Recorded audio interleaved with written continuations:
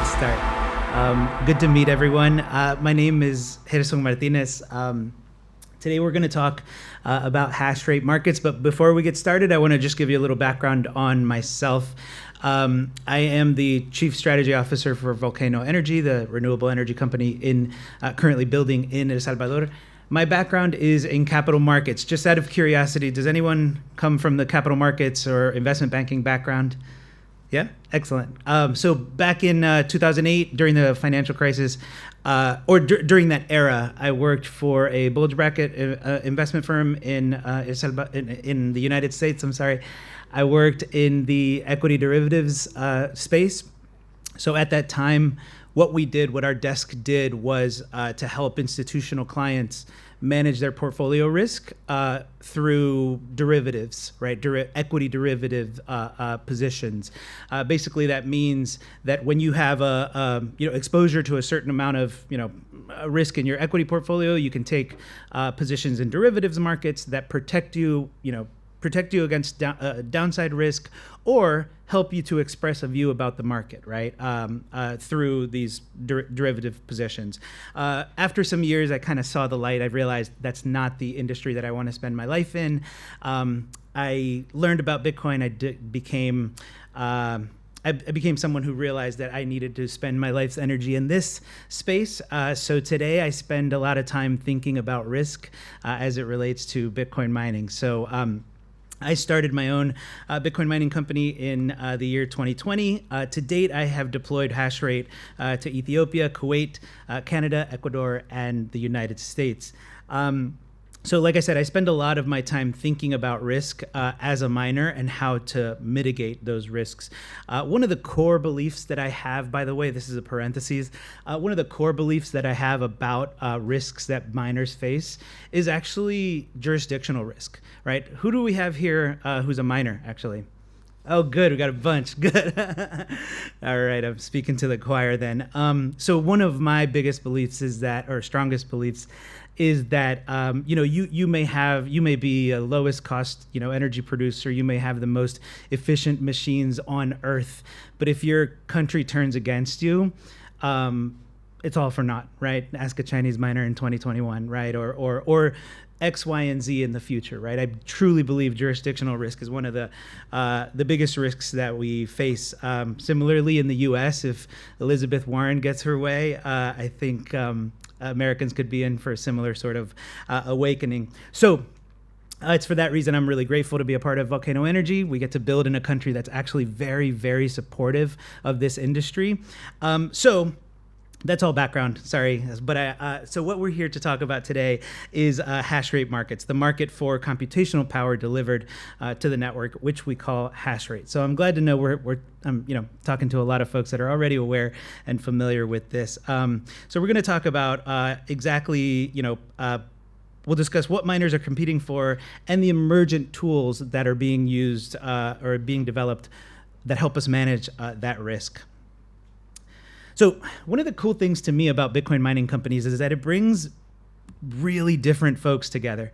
You have your energy and infrastructure folks, right? You have folks who optimize for low cost energy production, right? This is some of the most brilliant people I've ever met work in or come from the energy space. You have your data center folks who know how to build and operate world-class data centers and make the most efficient use of energy within the confines of that space. You have your finance bros, right? The guys who know how to finance deals and deliver shareholder value. I guess, consider myself one of those guys. Then you have really, interesting, hobby miners, and as I call them, pure-blooded Bitcoiners who innovate, in their homes and garages. I think one of the really cool things is that many of the innovations that we now see at like full-scale sites started in someone's garage, right? Like heat reuse, those are things that people figured out, in the confines of their homes and now are part of our industry. Each of these domains, I think, each of these kind of skill sets or backgrounds are really important and vital to the success of an overall company or operation. But I would argue that none of us, whichever domain you come from, none of us are native to hash rate markets. These are 15-year-old markets, right? This is not a commodity market that any of us were like born into. We've all come to it in one way or another. Miners, so that collection of folks have to coordinate and manage a variety of different risks, but I would put them into three general categories.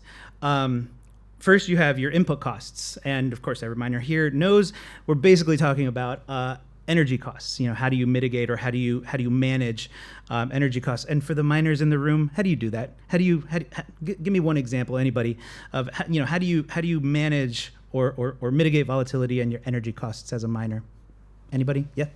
Long-term fixed price power purchase agreement. Thank you. Yeah. Long-term fixed cost PPAs, right? You negotiate a long-term price. You don't have any more volatility in the energy price that you pay. Also, alternatively, if you have someone on your team who can trade energy derivatives, right? You can also hedge your exposure to energy prices via energy, commodity derivatives, right? We also have we have balance sheet and treasury risk, right? This is a really interesting one. We have all flavor of Bitcoin mining companies across the world. We have the ones that have a really strong HODL strategy, right? You mine and you mine your Bitcoin and you keep everything on balance sheet that you possibly can. And then we have the folks. One that comes to mind, for example, is TeraWulf, right? Who's taken a position where they do not hold, and there are many others, but generally speaking, there's companies that mine Bitcoin and immediately sell it into the market, and then decide how to best use that capital to expand their operations or to go into HPC and AI kind of data center building, that kind of thing.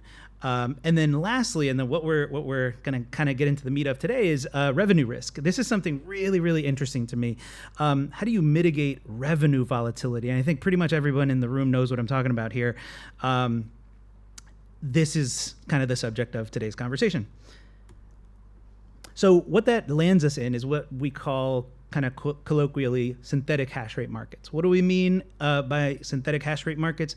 These are financial markets where participants can trade contracts and derivatives based on Bitcoin mining hash rate without having to own or operate physical mining equipment. Every single one of you knows how hard it is to source hardware, to send it, to get it there on time, to get it through borders, border crossings, and get operational. We all know how difficult, how time-consuming, how risky that all is, and that's physically delivered hash rate. That's what it takes to physically deliver hash rate. However, I'm going to give you three examples. And again, I should have started by saying this is not financial advice, and I'm not endorsing any one of these products or companies. But I'll just give you three examples of what we mean by synthetic hash rate markets.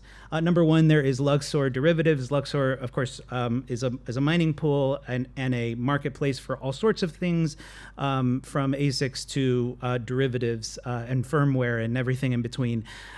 Their derivatives team is offers U.S. regulated over-the-counter forwards and swap contracts. Then we'll move on to Blockstream. Blockstream's Bitcoin mining note is a security token that's regulated out of Luxembourg and is exchange traded. This is a product, from Blockstream that allows you to purchase hash rate and have Bitcoin delivered to you over a set period of time for a set price. Again, synthetic access to hash rate. And third, I would just throw out there as an example of an emergent, brand new sort of market is a broker called Bitnomial. They are a U.S. regulated entity. They offer U.S. exchange traded futures contracts, hash rate futures contracts, right? So again, these are just three examples. I reiterate, not endorsing any one of these necessarily, but I just kind of want to give you a picture of the tools that are being offered now to miners like yourselves or other players in the ecosystem, as we'll talk about in a second here. But first, a little bit of history. I'll make this a little bit nerdy because I think it's important to know where we came from to understand where we're going. So a little bit of history. At the end of the day, we're dealing with a commodity just like any other. So if you ever wonder, does anybody, let me ask this. So I know some folks come from the traditional finance space. Does anybody come from the commodities market space? There we go, Alan. Okay, we have a couple of you guys. In traditional commodities, markets developed to match producers and speculators. This is a real-time 4K image of 17th century Osaka, Japan. Just kidding, it's AI generated. This is the Dojima, an image of the Dojima Rice Exchange in Osaka, Japan. This was the very first commodities exchange market that was ever developed. Rice was a critical commodity in Japan at the time, and futures contracts were developed out of necessity. They helped to stabilize rice prices and manage risks related to crop yields and price fluctuations in the price of rice at the time. So 17th century Osaka, Japan. Similarly, and again, this is a real life 4K image of a 18th century wheat, wheat farmer and a wheat merchant. In the U.S., we had the Chicago Board of Trade established in the mid 1800s. And again, wheat futures were markets that helped farmers and merchants hedge themselves against price volatility. If you make your living farming wheat or fishing, tuna out of the sea, and the revenue that you get for that fish or that wheat is going like this every day, it's very hard to plan your life. It's very hard to stay in business, right? No matter how good your boat is, no matter how, sealed it is, or no matter how fertile your land is for your wheat, those are all, those are all different, risk exposures. The price that you get for the thing that you're selling is really hard to control. So these markets developed back in the 17th and 18th century. They've existed to help with price discovery and to help with exposure that producers have to the price that they receive for the crop or the commodity that they sell. So most importantly, I think for miners in today's kind of era, thinking about these commodity markets, thinking about derivatives is I think is something that we should think about in terms of stabilizing revenue, right? We know how to stabilize costs. We need to learn how to stabilize revenues. So by hedging our exposure to hash price volatility, we can reduce downside risk during bear markets. And also, by the way, speculators on the other side of these trades can take a position, in our markets and help to expand them and bring them to new players. First, though, let's take a quick pause, and I promise I won't take a long time with this because everybody's familiar. Let's just take a quick pause and a refresher for those who are in the room who might not be familiar. What exactly is hash rate? Right? Here's the formula. For it, it's simply an expression of difficulty divided by expected block time of 600 seconds. We, as you know, we can't have an exact measure of the exact hash power of every computer around the world, so we estimate it based on this formula, where difficulty is calculated every new epoch by this formula, taking current difficulty, multiplying it by actual time taken over expected time. These are things that none of us have any control over, right? But they are incredibly important to our revenue metric. So the difficulty adjusts, of course, every 2016 blocks and resets to get block discovery times back to their expected time of 10 minutes. Next, let's talk a little bit about hash price and hash costs. So in any business, you have your dollars that come in and your dollars that go out, your revenue and your expenses. These are the revenues and expenses of miners. Very briefly, these are the kind of factors that affect both. On the cost side, on the hash cost side, the most important, and I think every miner in here spends 80% of their time thinking about how much is this energy costing me on a dollar per kilowatt or megawatt hour basis. How efficient are my machines, right? How fast are these things going to depreciate? They say they depreciate painfully fast, right? My infrastructure costs, what kind of cooling system, maintenance, labor, facility costs am I going to have? What's my cost of financing these operations, insurance and security? Of course, there's a laundry list of more things, but these are kind of the basics. These are the costs associated with Bitcoin mining. Those are all things every single one of you is really familiar with trying to control, right? Spend all your time trying to control costs.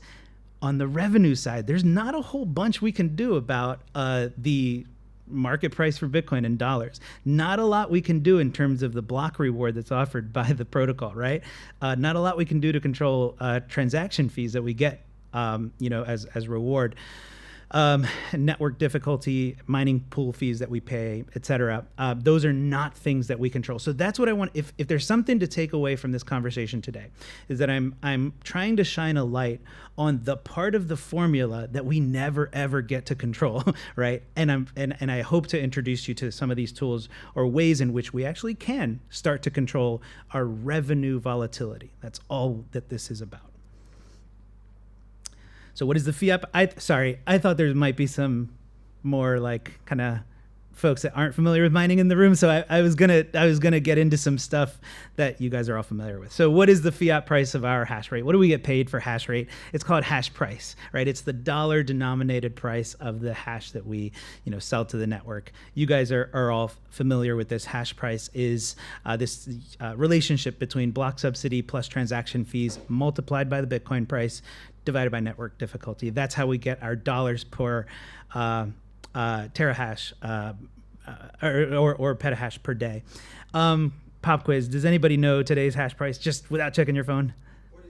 $46. There we go. Yeah, $46 per petahash per day, right? Yeah, 45.66 as of like this morning. So as you all know, this is the U.S. dollar price that we receive. This is our revenue metric. This is our price of oil, a barrel of oil, or a pound of sushi. Pound of tuna. Sorry, I don't know how we how tuna guys measure their revenue. But for anyone who wasn't familiar, this is our revenue metric. This is what we get paid for the hashes that we offer to the network. I think it's really interesting and it's important to think about the relationship or what's happened in the last 5 years for anyone who's not familiar with price difficulty and hash and hash price. And I say hash price TM because I asked Luxor if they have actually like copywritten or trademarked hash price, that name. They're like, no, but effectively, like they came up with the term hash price. This, just to go back, that formula, they kind of derived it and kind of entered it into the space back in, I think, 2017. So the amount of computational power competing for blocks has gone, and everybody in here knows this, has gone up and to the right for the past 5 years, propelled by difficulty at all-time highs, while Bitcoin price has effectively round-tripped, right? From 69,000 down to 16,000, back up to the mid-60s-ish today. So first here we have a difficulty chart over the past 5 years. Again, up and to the right. That small blip there, about a third of the way in, is the Chinese mining ban in 2021. I think it was a pretty scary time, depending on who you were, right? You were like, oh my God, like this industry is going to blow up because all of China just, prohibited mining, and yet is a blip on the radar. That there was, I believe, a 50+% dip in network hash rate and difficulty and hash rate at that time. And I certainly thought there was like a good chance that like the world was like, or my world was going to like unsettle. And yet here we are 5 years later, absolutely ripping in terms of difficulty. Then we overlay here. What are we overlaying? Oh, hash price. Yes, this is the dollar denominated hash price, right? How much money we get paid per petahash. So we've gone from a time. Let me see. Does this cursor work? Yeah. So we've gone from China banning mining in 2021. We have this pop in hash price. It was glorious for a year. We have this moment in time where we have a massive drop in difficulty and a massive concurrent increase in the amount of money we make per petahash. And then again, it's been this just up and to the right difficulty curve and down and to the right hash price curve. It's been a journey for sure. And lastly, just to reiterate the point here, this has been the dollar denominated price of Bitcoin. So back when China banned Bitcoin, we were in this kind of taking this break from 60,000 down to 30,000. We went back up to 60,000, and we have now in the subsequent 4 years round tripped, right? Interestingly enough, as market, spot demand for Bitcoin has done this, the appetite for mining Bitcoin has done that. Right? It's gone up and to the right, which is, I think, is a remarkable bit of evidence about the importance of this industry that we're in, the mining industry, right? I think we all have our reasons to do it. We all, some of us are those pure-blooded Bitcoiners who do it for the, let's call it the kind of new financial system we'd like to see in the world. But anyway, I wanted to kind of just show you these dynamics between difficulty, hash price, and dollar-denominated Bitcoin. Lastly, again, this is the hash price curve. The reason I show you this is because this is the volatility, and there's volatility metrics to this as well. But imagine, I don't know, if you're, again, a wheat farmer or an oil producer or a sushi fisherman, and the price that you get paid for your commodity, it does this, over the years. It's very, very difficult to forward plan with that sort of revenue volatility. So going back now to to these three tools that we were talking about that now allow us to control a little bit of this revenue, I want to walk you guys through some use cases that'll give you more of a concrete concept of how these things can be used. Right? There are more use cases, and we can certainly talk about them for some of you guys who probably have experience with this, but I'll show you three. The first one I would just call simply cash flow protection or downside protection. If you are a Bitcoin miner who makes a living this way, you may want to protect your cash flows, right? That's, again, harking on the same point. None of us here have any clue what hash price is going to be 90 days from now, 60 days from now. That's utterly, we're flying blind from a revenue perspective. So if you're a miner and you would want to protect your cash flows over the next 60 days, let's just say you have some, capital expenditure that you have to make and you got to lock in your revenue. You may want to take a short position on a 60-day hash price swap contract at a, let's call it $45 hash price, right? Kind of consistent with today's hash price. What might that look like on a graph? Looks a little bit like this. This is what a short position might look like. And just to, again, this is a very, very simple, expression of what's going on here. But our blue line is our mining revenue, right, at different hash prices, right? The higher the hash price, the higher your mining revenue, the blue line. I'm sorry, your mining revenue, the blue line. At the same time, you've decided, you know what? I'm feeling a little bit nervous about the next 60 days. I have a view that I want to protect my cash flows, so I'm gonna short Hashrate. I'm gonna enter the short side of a trade, whereby this red line, where it's represented by this red line, where as hash price increases, the value of my short position decreases. But the net effect, and the important part here is the net effect that it has on my net cash flow, the green line, is that it stabilizes my cash flow, right? So rather than dealing with or just kind of hoping and praying that my revenue doesn't do this over the next 60 days, I can stabilize it. As depending if you're a hobby miner or if you're like an individual or like a small operation that may have you may have a higher appetite for volatility. But once you're running a large company, and the larger it gets, the less likely you are willing to deal with this sort of volatility. So this is the kind of thing. This is a kind of first use case or first position that would make sense, I think, for someone to consider if you are trying to stabilize your cash flows. So by locking in this $45 rate for 60 days, if hash price falls below the $45 down in this direction, of course, if hash price drops to $40, your mining revenue drops, right? Your dollar-denominated mining revenue drops, but it's hedged by the gain in the $5 gain in your short position. And conversely, as the price goes, or as hash price increases, you kind of cap your net revenue, but stabilize your cash flow. So interestingly, on the other side of that trade, you might wonder so if I'm selling the contract, who's buying it, right? Thank God for speculators and degenerates, right? We have this is a market, and I'm joking, but where there is a hedger, there will always be a speculator, right? Someone who wants exposure to the same exact market that you are in. So in this case, use case number 2 is just simply the inverse of use case number 1. You're the miner. You're the one who wants to hedge your volatility. Well, there's some other guy on the other side of the trade who wants that exposure, wants to take a position that hash rate might go up. So the speculator believes the current hash price of $45 is going to rise, and they'll choose to take the long side on a 60-day hash price derivative at $45. Their graph, very simple. If hash price goes up, they make money. If hash price goes down, they do not, and their break even is 0. If hash price were to stay at $45, this is a super simple kind of, I'll call it a use case, but it is a use case. I think bringing new participants into these markets is what drives growth, right? So speculators, we need them. Market makers, we need them. Like miners, I think by nature would be on the short side of these things. We need the guys who are going to be naturally on the long side of them as well. And use case number 3, I think this is an interesting, wait, is this 2 or yeah.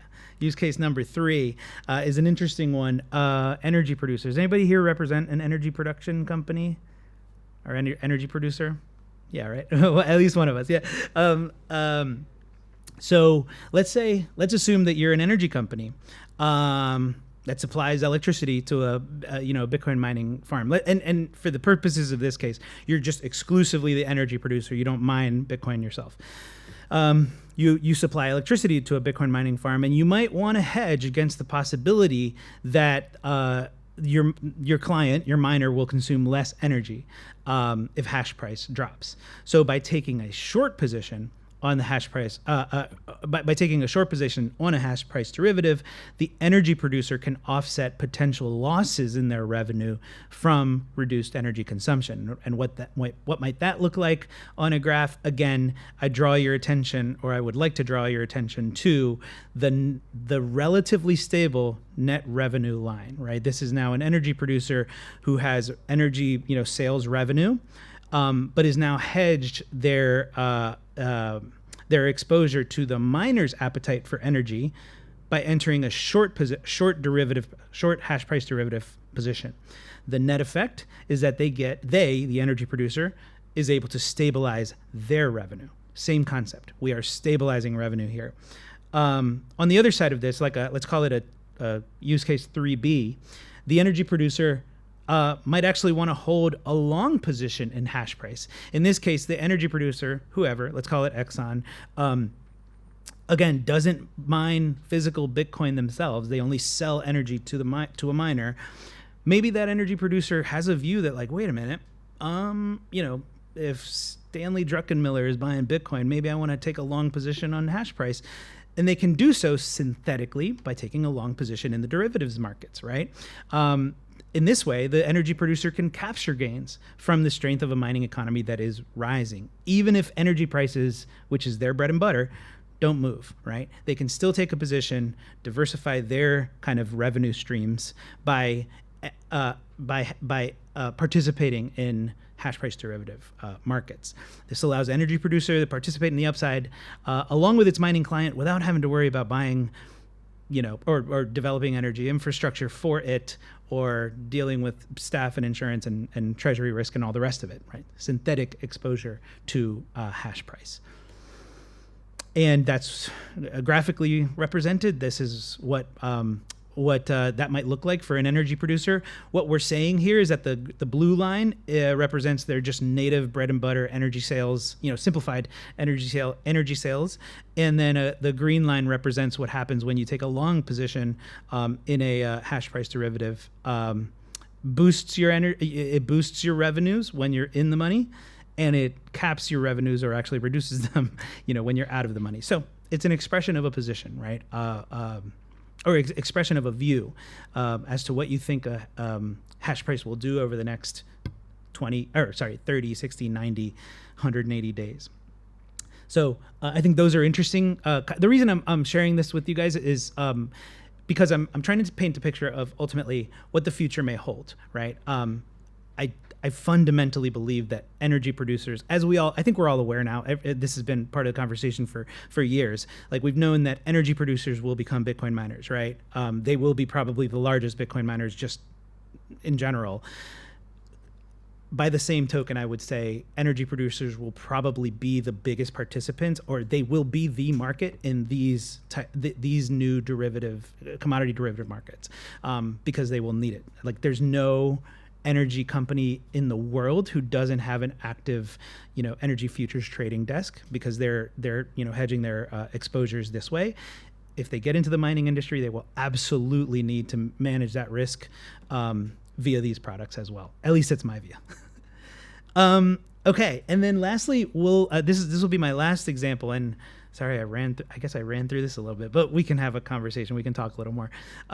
But this will be about the last and I think most interesting use case so far that I've come across is this, and it's something that I'm calling hash rate backed financing. Every single one of you has been aware, and probably, I don't know whether you participated or you just saw ASIC backed financing back in 2021, right? A lot of people pledging their ASICs to Galaxy Digital or whomever, and at that time, miners were offering their hardware as collateral for a loan.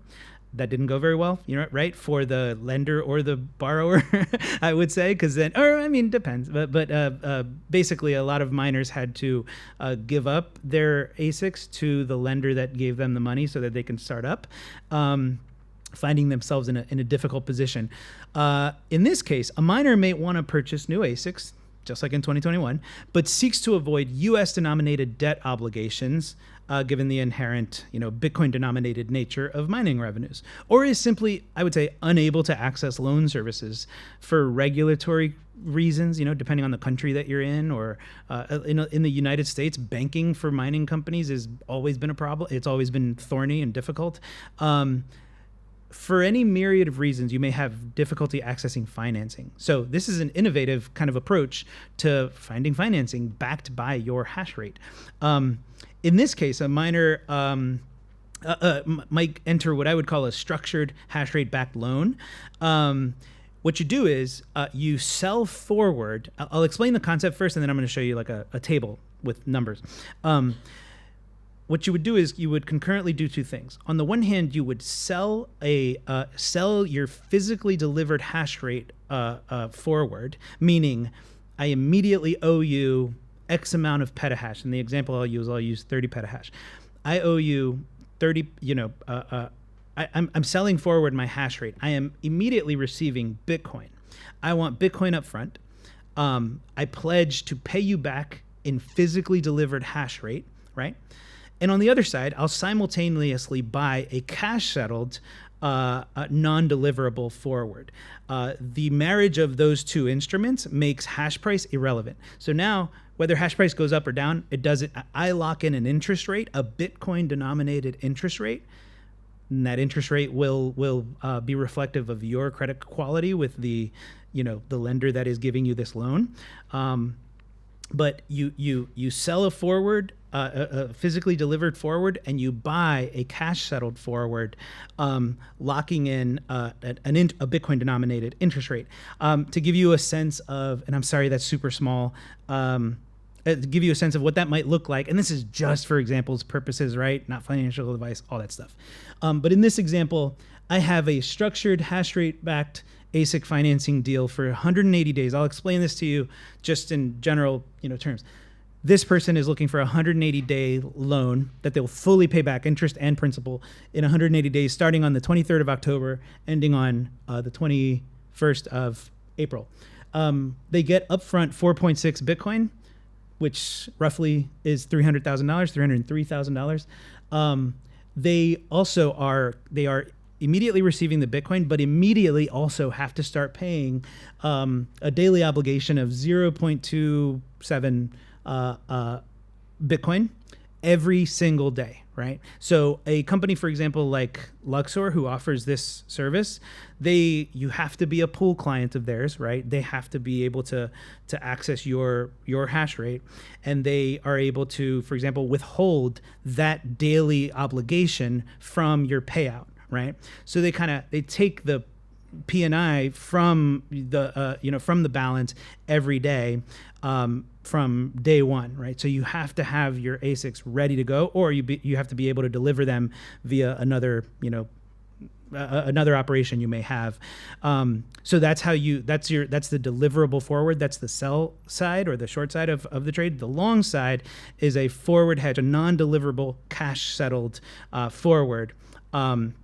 That locks in at a particular hash price, which means it doesn't matter if hash price goes up or down. It doesn't change your balance or obligation. Down at the bottom, I kind of express here basically the rough interest costs of this loan. So you borrow, let's say at a 10% cost of capital, 10% APR.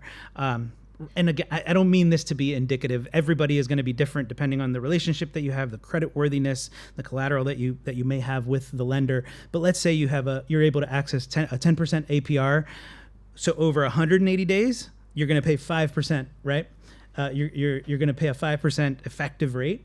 And it's going to cost you $15,500 to borrow $300,000, right?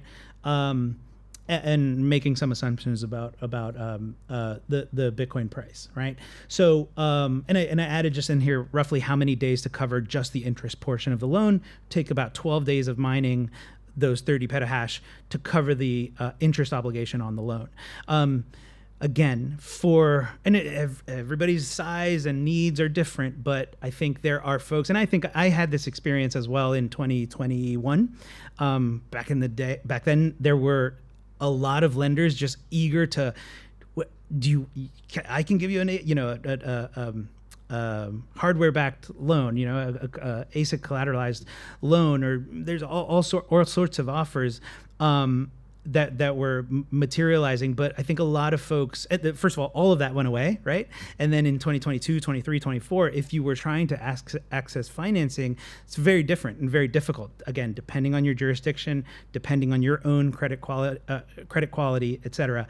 This is it's unsecured, but it is a purely hash rate backed financing structure, which I think is innovative and important as we kind of enter a new cycle. I believe there's going to be a better kind of more a more healthy mining environment in the next couple of years. And as these new entrants look for financing, I think this is a really interesting way to think about accessing capital for mining Bitcoin, which is, as we saw, at its highest, demand to date based on difficulty and total network hash rate.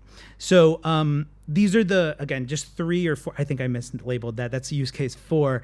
But I wanted to show you guys just a handful of examples of how these tools help us to mitigate that part of the equation that we just don't spend time thinking about, because there haven't been tools to help us mitigate revenue risk and we don't spend as much energy or time on that side of the equation. We spend all of it on ASIC efficiency and cooling systems and infrastructure and energy costs and jurisdictions, right?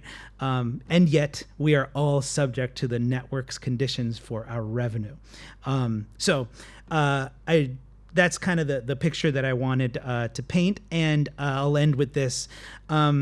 Anybody, well, for the Americans in the room, you might be familiar with the notion, the tail that wags the dog. It's an expression that basically means there are certain situations where a really small thing actually controls or impacts a really large one. And it's my view that just like the global commodities market, the hash rate the global commodities market, the hash rate markets will follow the same trend. The spot market for global commodities trades about $20 trillion annually. Interestingly, the commodity derivatives markets clear $80 to $120 trillion notional annually. That means that these derivatives markets typically grow to be several times larger than their underlying spot markets. And for anyone familiar with commodity markets, you know how important they are for price discovery and liquidity for the core, for the physically delivered commodity market, right? The futures markets drive the spot market, dynamics often. I don't see a reason why this won't be the case in hash rate markets. So I've chosen to spend a lot of my time and energy trying to experiment with these tools. Again, I don't have a dog, or don't have a horse in this race. Whatever of the, whatever product or company you find out there that are doing and, innovating these products, that's great. I was trying to show you some of the ones that I've become familiar with and that I think solve problems for people, for all of us, that whether we think about them or not, they are existential. They are there, I feel much more prepared for the next bear market than I did for the one that we are kind of in the middle of and / coming out of as a miner. So I'll leave you with that. And just one last kind of call to action. Let's get out of the 17th century. Miners are actually those tuna fishermen who are just like I don't know how much I'm going to sell my tuna for tomorrow. That is us right now. I don't think we're going to be here for a long time. I encourage you to seek out, I'm available to help share whatever experiences that I've had. I just think these are really important tools that will help us be more successful in the future. So that's all I got for you guys. And if anybody, thank you. I was also told there's a Q&A. So if anybody has any questions or curiosities about this stuff. Yes, sir. So when you look at the Luxor Hashrate, sorry. When you look at Luxor Hashrate curve, forward curve, bids and offers, it looks like miners expect no difficulty increase. Yeah. And speculators or market makers expect increase in difficulty. What can make this market more efficient, these bid and offers get a bit closer? So liquidity. In a word, it's liquidity. There are simply not enough miners participating in these markets. There are market makers with huge balance sheets who are ready and waiting, right, for bids or asks. I think part of it, and thank you for reminding me, that was one of my notes that I didn't actually get to, but I think education about the availability of these things is really low right now.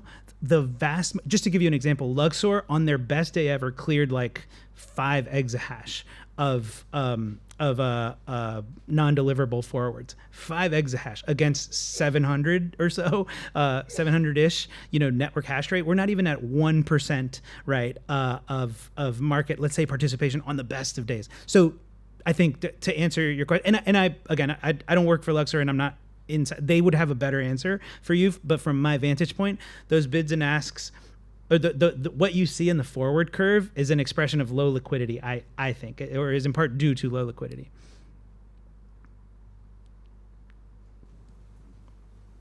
Any other questions? Yes, sir.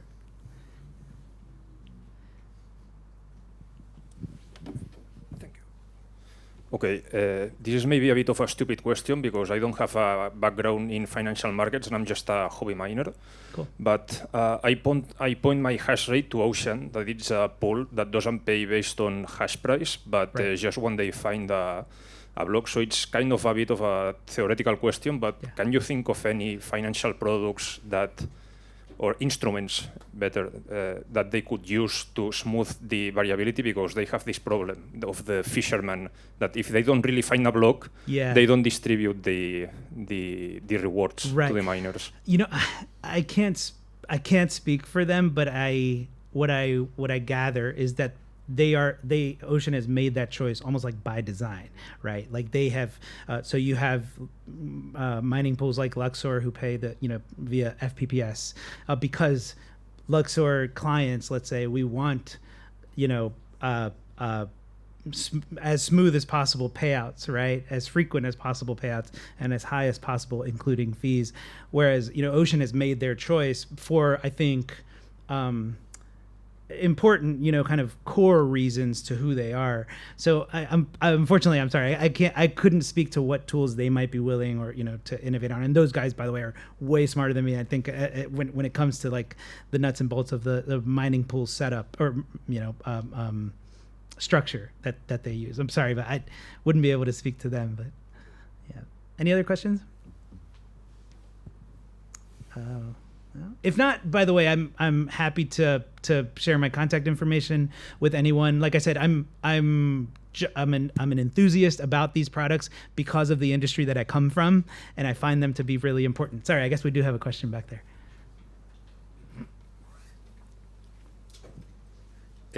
What do you mean at the end of your talk? You said I thought you understood miners are not going to be here for a long time. Oh, no, sorry. I meant, so I was talking about this picture. I was saying miners are 17th century fishermen right now, or 18th century wheat farmers that have no way of, controlling their revenue volatility. I don't believe we will be 17th century fishermen for long. That's what I meant. Sorry. Oh, yeah. Alec. Share my personal experience. Yeah. I was looking into the Luxor.